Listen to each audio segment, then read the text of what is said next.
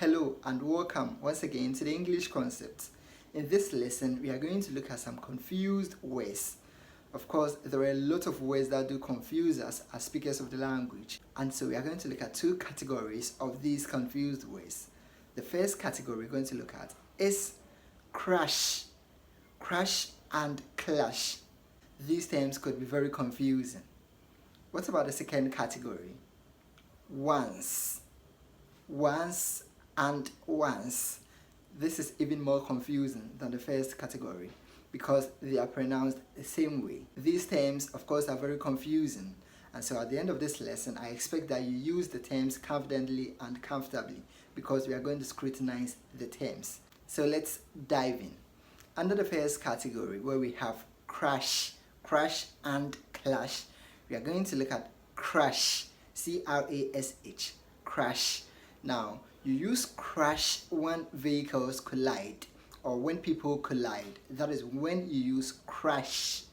Okay, so crash is used when vehicles or cars collide.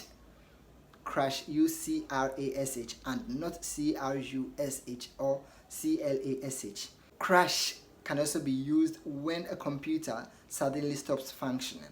So we say it has crashed. Another definition of crash is when someone goes to a party when they have not been invited. So we say they have crashed the party.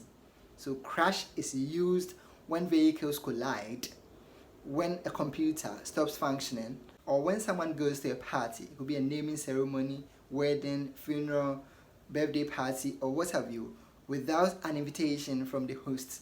The next term is crash. Crash, C-R-U-S-H. Crash is used when you press something very hard that it is broken or its shape is changed or destroyed.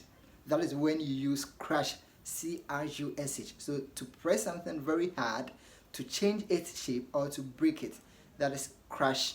Crash could also mean to have a strong but temporary feeling of liking for someone. So do you have a crush on someone? Then you want to use C-R-U-S-H, that is crash.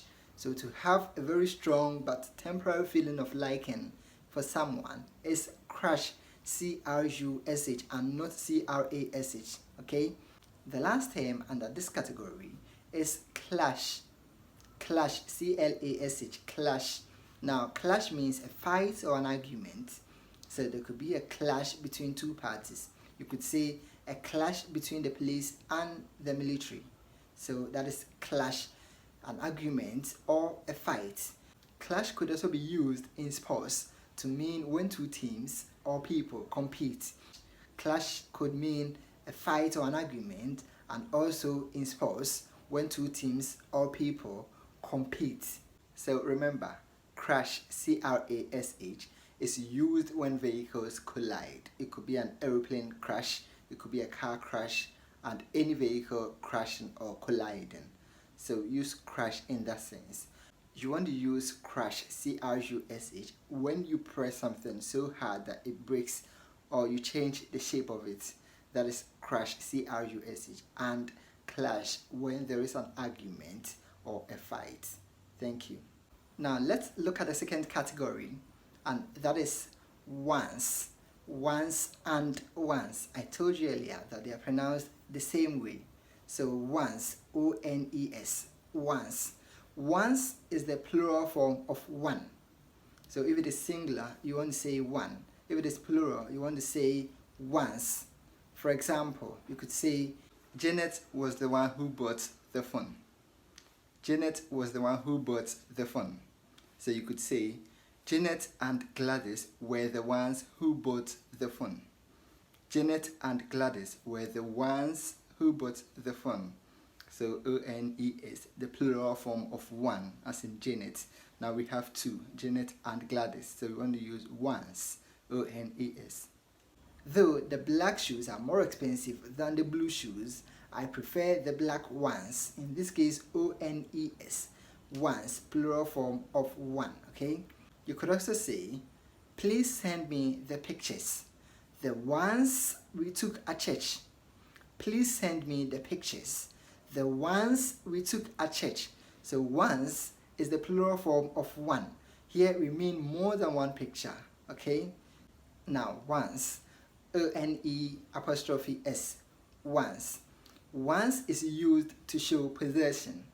Possession, meaning belonging to someone. For example, you want to say, when doing your project, do not copy one's ideas.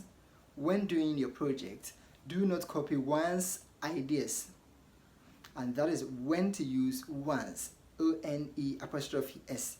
Once, O-N-E apostrophe S, could be used as the contracted form of one is or one has. Okay? So, once, O-N-C-E, once. Once means to happen one and only time. So, one time only. To happen one and only time. That is when to use O-N-C-E, and that is once. So, in these examples, you want to use once. You can say, I have been to the UK once. I have been to the UK once, O-N-C-E, and not O-N-E-S or O-N-E apostrophe S. You can also say, I once had a teacher of English. I once had a teacher of English. Once could also mean to happen immediately after something else. So you can say, once you come to my party, you must be ready to dance.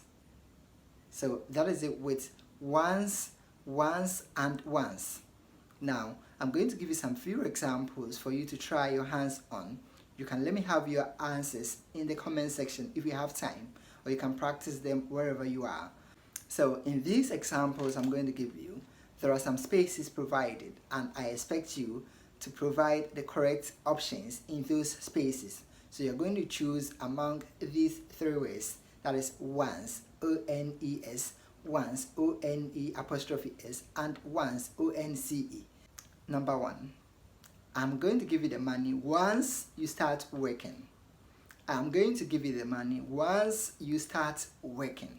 Number 2, Debbie and Rhoda are the only ones in the room. Debbie and Rhoda are the only ones in the room. Number 3, the ones I had were not good enough. The ones I had were not good enough. Number 4, do not laugh at one's failure. Do not laugh at one's failure. And number 5, I go to the gym once every week. I go to the gym once every week. And thank you very much for making time to watch this lesson. I hope you've learned a lot. Kindly recommend this video to your friends who may be interested in learning English language with us. And kindly subscribe to this channel if you haven't already. See you in the next lesson. Bye-bye.